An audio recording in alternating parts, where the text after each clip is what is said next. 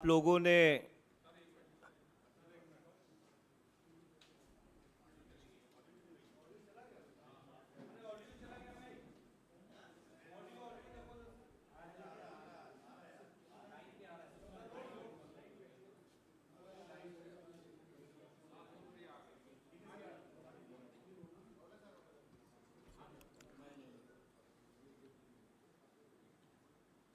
आपकी सबकी अनुमति से आरंभ किया जाए। मैं अपने सहयोगी विनीत पुनिया जी और आप सबका इस प्रेस वार्ता में स्वागत करता हूं। कल आप लोगों ने कईयों ने काफ़ी कोशिश की थी ये जानने की कि क्या अविश्वास प्रस्ताव हम लोग लेके आएंगे या नहीं।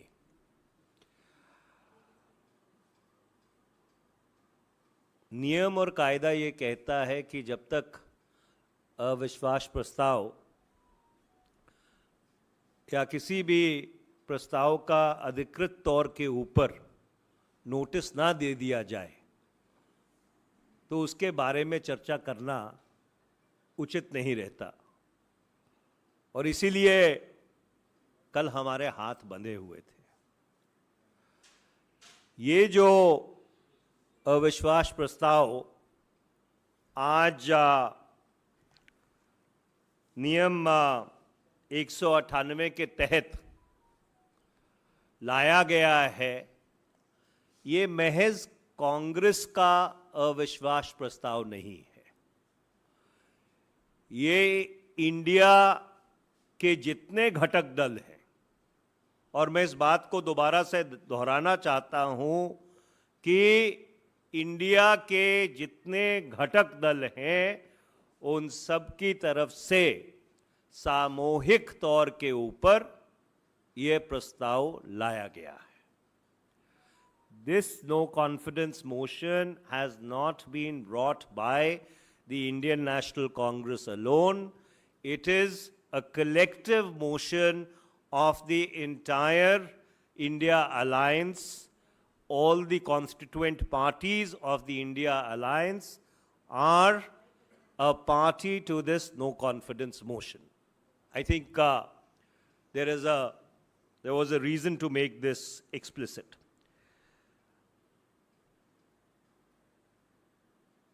इस अविश्वास प्रस्ताव को लाने के पीछे हमारी मंशा क्या थी, या ऐसी जरूरत क्यों आन पड़ी कि सामूहिक विपक्ष को ये अविश्वास प्रस्ताव लाना पड़ा। और उसका कारण बड़ा साफ है, उसका उल्लेख मैंने कल भी बहुत विस्तृत तौर पे किया था कि पिछले 83-84 दिन से जिस तरह की मणिपुर में परिस्थिति बनी हुई है कि वहाँ पे जो कानून व्यवस्था है वो पूरी तरह से चरमरा चुकी है, वहाँ पे कौमों के बीच विभाजन हो गया है, वहाँ पर सरकार नाम की कोई चीज़ नहीं रह गई है, वहाँ पर जो राज्यपाल हैं उनका जो उत्तरदायित्व तो बनता है कि इस परिस्थिति को लेकर जो संविधान में धाराएं हैं उनका इस्तेमाल किया जाना चाहिए। ये जो सारे तथ्य हैं, इन तथ्यों ने हमको मजबूर किया कि हम केंद्र सरकार के खिलाफ अविश्वास प्रस्ताव लेके आए। हम ये क्यों मांग कर रहे थे, निरंतर और लगातार हम ये क्यों मांग कर रहे थे कि प्रधानमंत्री जी को दोनों सदनों के समक्ष आकर एक विस्तृत ब्यौरा देना चाहिए कि मणिपुर में जो परिस्थिति है वो इस मकाम पर क्यों पहुंची। और उसका सीधा सीधा कारण ये है कि ऐसे बहुत सारे सवाल हैं जिन सवालों का जवाब सिर्फ सरकार का शीर्ष नेतृत्व दे सकता है। गृह मंत्री ने जो सदन में, राज्यसभा में नेता प्रतिपक्ष हैं और माननीय कांग्रेस पार्टी के अध्यक्ष श्री मल्लिकार्जुन खड़गे जी हैं, उनको खत लिखा जो सार्वजनिक हुआ। लोकसभा में जो विपक्ष के नेता हैं श्री अधीर रंजन चौधरी, उनको खत लिखा जो भी सार्वजनिक किया गया। और सरकार ने ये कहा कि हम चर्चा करने के लिए तैयार हैं। तो हम सरकार से निरंतर और लगातार ये पूछते रहे कि अगर आप चर्चा के लिए तैयार हैं और प्रधानमंत्री इस बात को सदन के बाहर कह चुके हैं कि मणिपुर की जो घटनाएं हैं वो शर्मनाक हैं, उससे सभी 140 करोड़ देशवासियों का जो सर है वो शर्म से झुकता है, तो उनको सदन में आके बयान देने में क्या हिचकिचाहट है, क्या संकोच है। और यही कारण है कि भारत के उत्तर पूर्व की जो बहुत ही संवेदनशील परिस्थिति है, सरहद के राज्य हैं, पड़ोसी देश लगते हैं, उन राज्यों के साथ वहाँ पे अस्थिरता अगर फैलती है तो उसके दूरगामी राष्ट्रीय सुरक्षा के ऊपर नकारात्मक प्रभाव पड़ते हैं। और ये कारण है कि हम लोग चाहते थे और अभी भी चाहते हैं कि प्रधानमंत्री को इस अविश्वास प्रस्ताव का विस्तृत जवाब देना चाहिए। आज हमारी आपके माध्यम से मांग क्या है? आपके माध्यम से हमारी ये मांग है कि नियमावली के अनुसार लोकसभा अध्यक्ष के अधिकार क्षेत्र में ये बात है कि जब अविश्वास प्रस्ताव को मंजूर कर लिया जाता है उसके 10 दिन में सदन में उसके ऊपर चर्चा हो सकती है। पर मर्यादा और परंपरा ये रही है, लोकसभा की मर्यादा और परंपरा ये रही है कि जब भी ऐसा अविश्वास प्रस्ताव आता है और विपक्ष की तरफ से ये कहा जाता है कि सरकार में या ये सरकार इस सदन का विश्वास खो बैठी है, तो बाकी सारे कामों को शिथिल करते हुए, बाकी सारे कामकाज को शिथिल करते हुए लोकसभा अध्यक्ष को प्राथमिकता के ऊपर कल ही इस अविश्वास प्रस्ताव के ऊपर चर्चा आरंभ करनी चाहिए।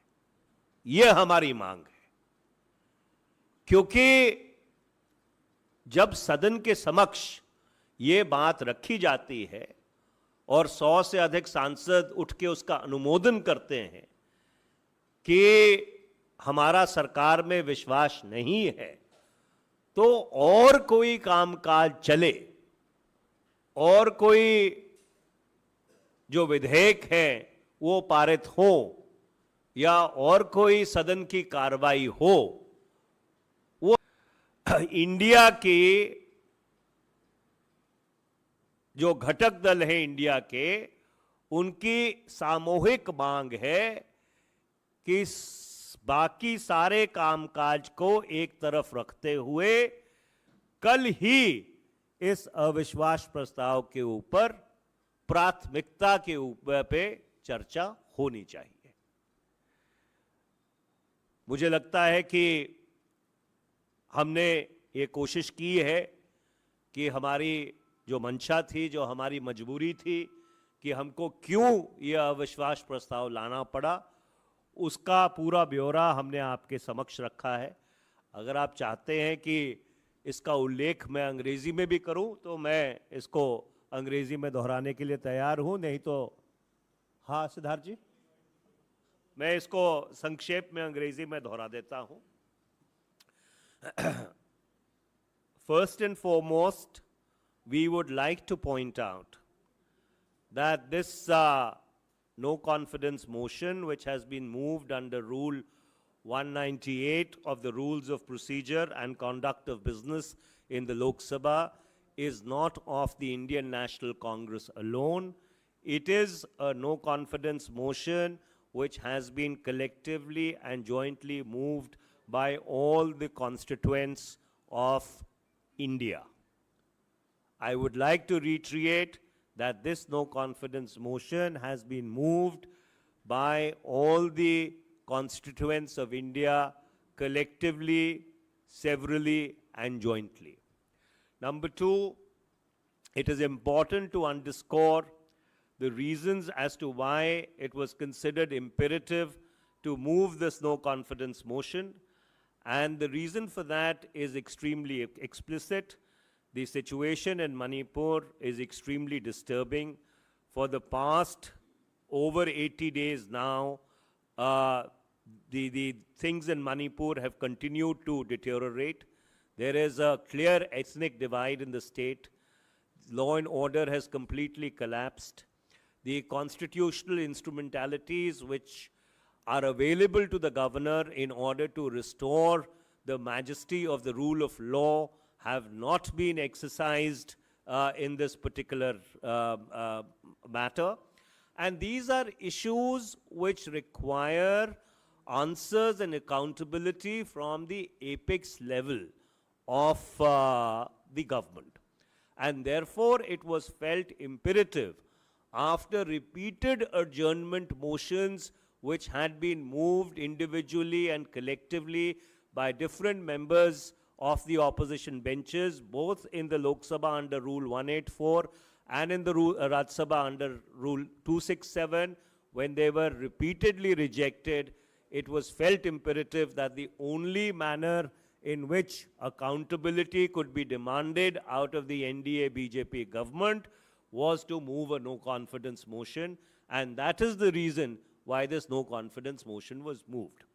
Now, what is our next demand? Rule 198A stipulates that once a no confidence motion has been accepted, it is at the discretion of the Speaker to schedule a vote on it, preceded by a discussion within 10 days of its acceptance. We have absolutely no quibble with the discretion of the Speaker. However, I would like to caveat it by saying that the traditions of the House have been that when a no confidence motion against the Council of Ministers is moved in the Lok Sabha, all other work is kept in abeyance and this motion is taken up on priority. So therefore, if any legislative business is taken up in the Lok Sabha or in the Rajya Sabha, when a no confidence motion has been accepted and is pending, would be against the norms of propriety. Therefore, we would like to demand on behalf of India that this no confidence motion should be taken up for discussion tomorrow and it should be voted upon at the earliest.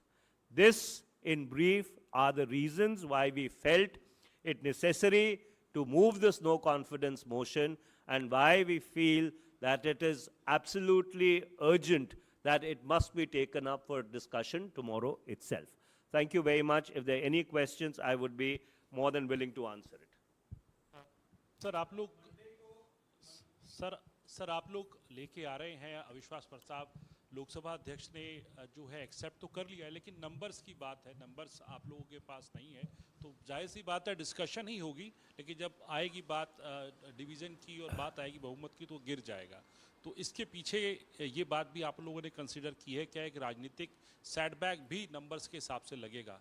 और दूसरी बात ये कि जब अविश्वास प्रस्ताव आप लोगों का जो है एक्सेप्ट हो गया है और अगर लोकसभा अध्यक्ष आगे कोई डेट देते हैं, जैसे आप कह रहे हैं 10 दिन में कभी के अंदर चर्चा होनी चाहिए, आगे की डेट देते हैं, तो क्या तब तक विपक्ष सुचारू रूप से जो काम चल रहा है, जो स्टेलमेट अभी है, जो लोकजाम है, क्या वो जो है वो खत्म हो जाएगा? देखिए, सवाल नंबर्स का नहीं है, सवाल नैतिकता का है। तू इधर उधर की ना बात कर, ये बता काफिला क्यों लुटा। मुझे रहजनों से गर्ज नहीं, तेरी रहबरी का सवाल है।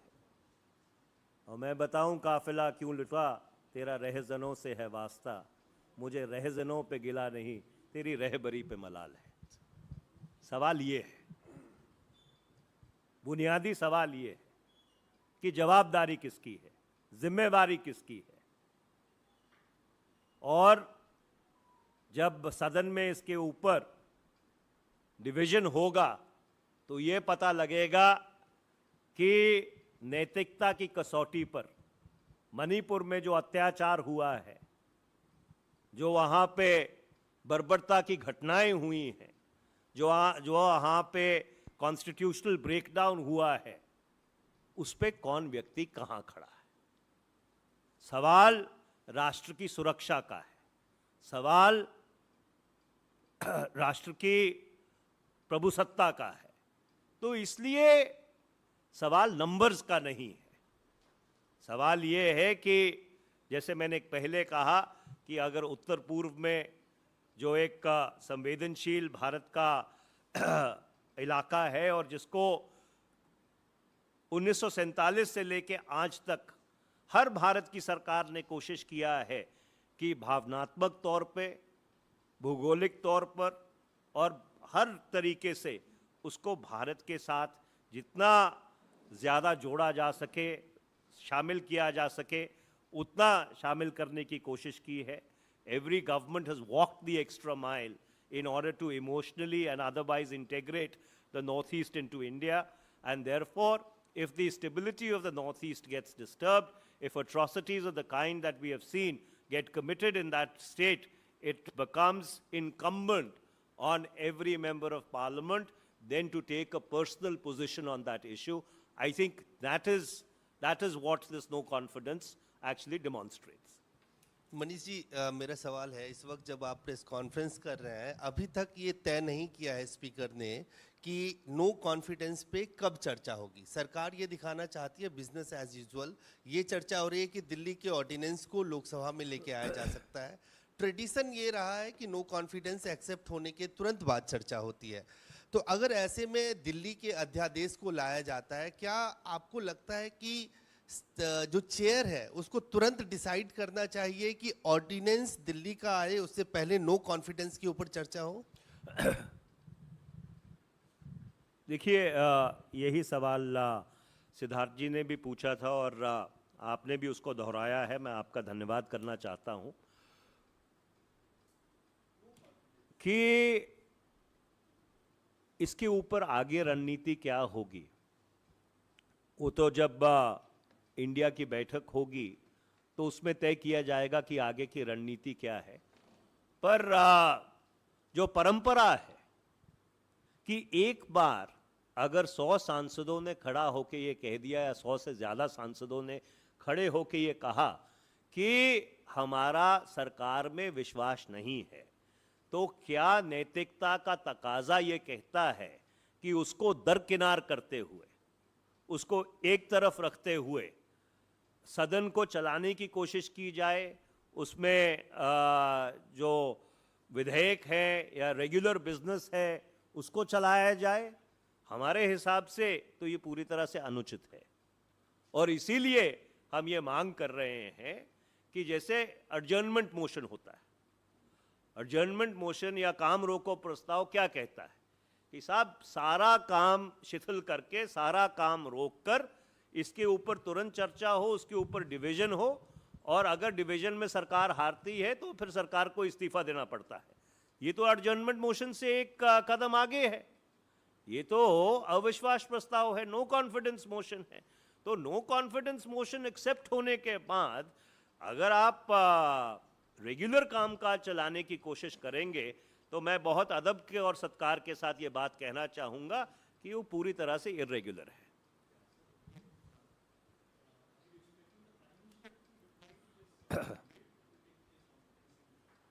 Well, if I read the motion correctly, it says that this House expresses lack of confidence in the Council of Ministers.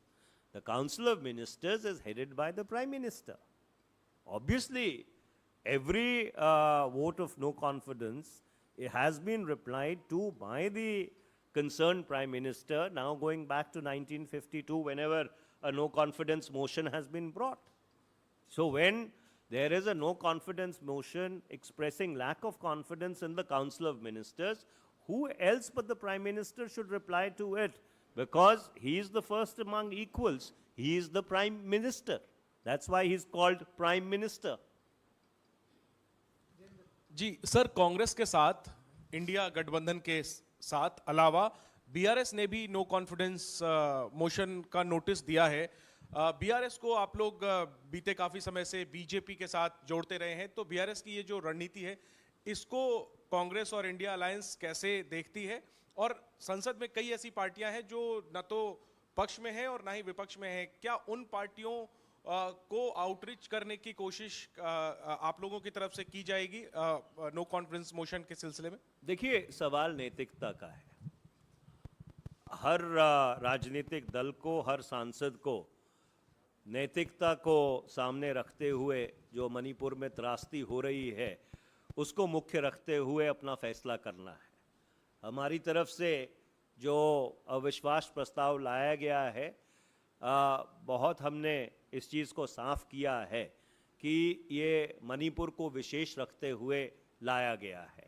तो अगर कोई और राजनीतिक दल इस परिस्थिति के बारे में संवेदनशील है तो हम ये चाहेंगे कि वो अपनी जो संवेदनशीलता है वो सदन के पटल के ऊपर व्यक्त करे।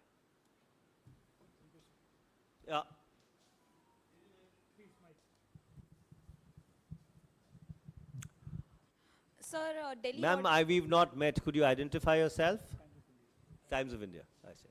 What's your good name? Niyamika. Sir, Delhi ordinance will also be discussed in the parliament on Monday. So, as the Congress party has already made its stand clear that we are not going to support it, but we have also seen certain statements coming from the Punjab Congress leaders as they are not really accepting it. What is your stand on that, sir? Well, once the Congress party has officially spoken from this podium, that ends the matter.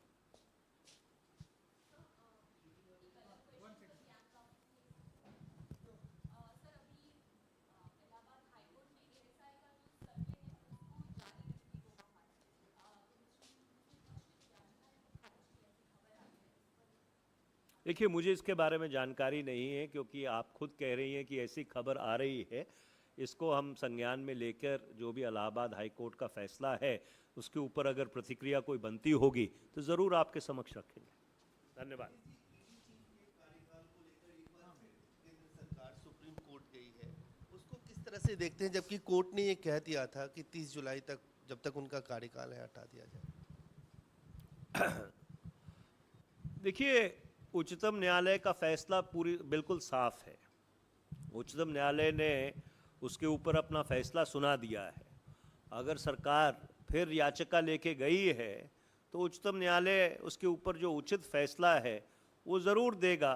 पर जब एक बार फैसला हो चुका है और उच्चतम न्यायालय ने अपना जो निर्णय है वो सुना दिया है तो सरकार को उस निर्णय को एक्सेप्ट कर लेना चाहिए। सरकार ने खुद ये बात कही है। अगर मुझे याद है कि जिस दिन ये फैसला आया था, गृह मंत्री का एक ट्वीट आया था कि ये तो कोई औचित्य नहीं बनता था। BJP State Unit Chief has submitted a memorandum to the Governor of Tamil Nadu as he has alleged that many of the DMK leaders have committed the scams and corruption charges are also being there of rupees 5,600 crore, and he has sought an intervention on the part of Governor on this.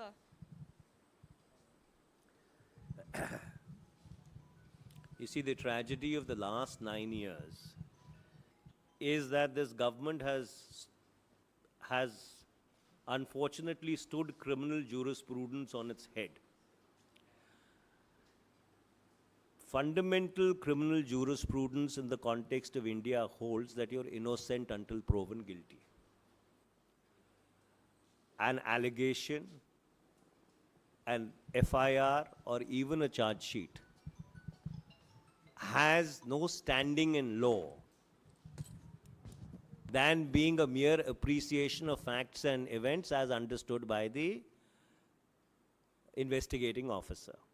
Unfortunately, in this country, the NDA BJP government has turned the process into punishment. And the office of the governor has been completely politicized.